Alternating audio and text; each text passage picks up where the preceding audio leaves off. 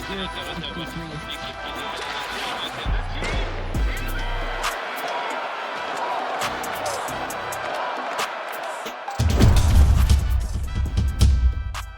there, and welcome to this bonus episode of the Gazette's Hockey Inside Out Show. I'm Stu Cowan of the Gazette, and I'm joined by my regular partners here, Canadiens teammates and former Canadiens teammates and 1986 Stanley Cup champions Chris Nyland and Rick Green. Well, last summer, one of the big pieces of news for the Canadiens, Rick, is GM Kent Hughes decided to give Juraj Slafkovsky an 8-year, $60.8 million contract that kicks in next season and has a salary cap of $7.6 million. I don't think you had a contract like that after you were the number one overall pick, Rick, but did the Canadiens jump the gun giving him that contract so soon? Well, I mean, look at the way he was playing the second half of the year last year got a lot of people excited. He really did well number-wise and overall play-wise. And there's a young kid that's trying to figure out what he needs to do each night on a consistent basis. He hasn't done that this year, so yeah, you can scratch your head. I don't know. Obviously, it's a business decision when it comes down to locking somebody up for that term of contract. Great for him, but is it a little bit premature?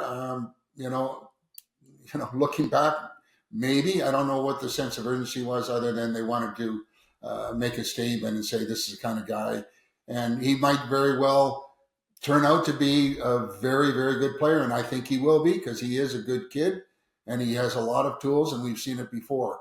Now he just has to understand as a young kid what he needs to do each night, and he's done it before. Now let's bring it and make your game, get your game to the next level. And get everybody to go, yes, he's the guy that we were hoping to see each and every night. And like I said, I like him, a good kid, but now make some things happen and show some maturity in what gave you success before.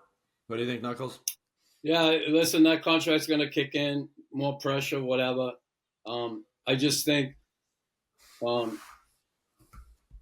this kid, he's going to develop into that power forward that they were hoping one day for him to be. It's just, we got to remember, he's still a young kid. And I think he's been on a pretty good trajectory this season.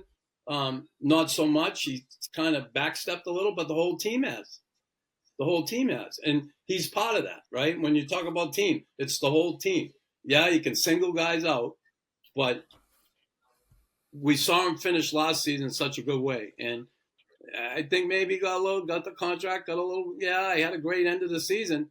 Well, you know what? 82 games is a lot of games. And you got to show up ready to work. I love what Rick Tocchet said.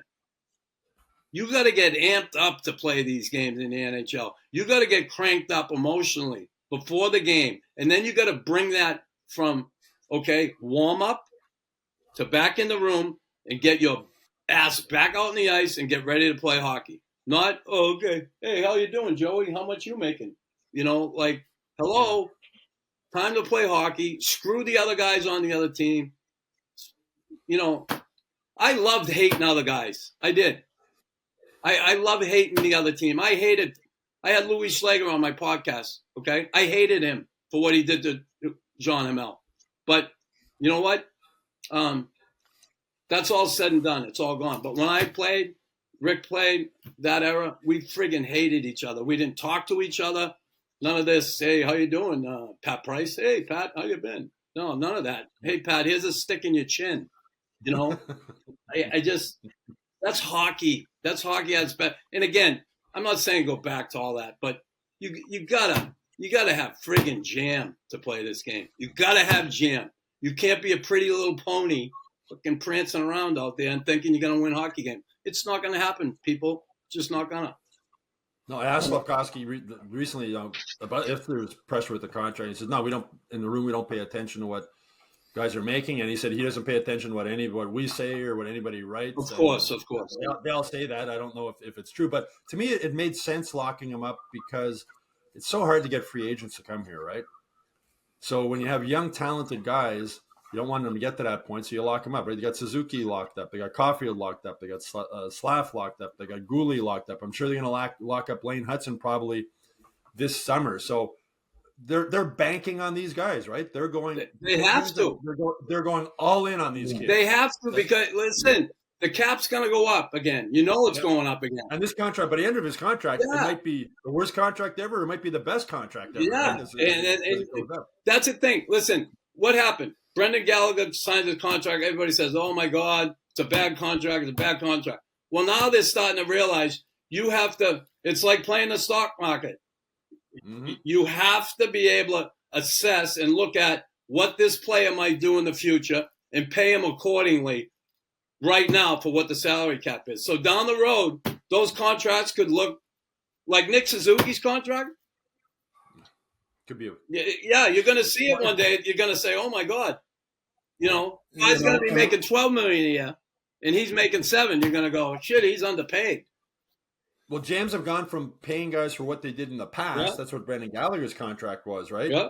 To now paying guys to what they hope they're going to do in the future. Rick, you were going to say something there before I cut you? I was just going to say, we always bring up about how times have changed. And I said, I didn't have that opportunity of management coming to me and say, listen, you had a really good half year last year. Here's $60 million that you can sign on the dotted line. Mine worked the other way when Abe Poland, the owner of the Capitals, came in with a meeting with Ryan Walter and myself and said, listen, Rick and Ryan, we're having financial trouble and I can't afford to pay you the $90,000 that your contract calls for. So can you take a cut in pay? And Ryan and I looked at each other and said, are you kidding? Sorry, Abe, we can't. And then he goes, well, maybe you could come in this summer and we can do some fundraisers to help out in season tickets to see if we can't get them up from 4,000 per game to 4,500 per game. And again, Ryan and I rolled our eyes and said, sorry, thanks, but no thanks. I'm going on the boat. See you later. I'm missing in action and taking my $80,000 or $90,000 contract and, laughing all the way to the bank. You know what's really funny about that? Rick was the first overall pick in the draft. It's crazy. $90,000 bucks, and ask him to take a pay cut. Yeah, Yahoo.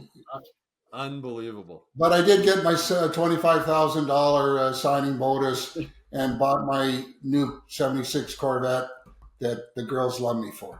Yeah, so great taste in cars. You were a player. Let me tell you. I didn't really care if I turned out to be a player. I just wanted to get a Corvette and, try and entertain as many girls as I could. Greeny's the only guy who did it right.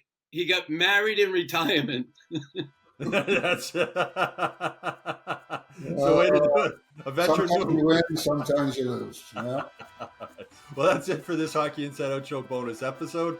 I hope you all enjoyed it. Please make sure you like and subscribe to the Hockey Inside Out YouTube channel. Go to MontrealGazette.com/newsletter to sign up for the Hockey Inside Out newsletter. And of course, you can go to HockeyInsideOut.com every day where you will get all the latest Canadiens news. Also, if you have a bonus question you'd like us to answer in a future bonus episode, please put it in the comments section below.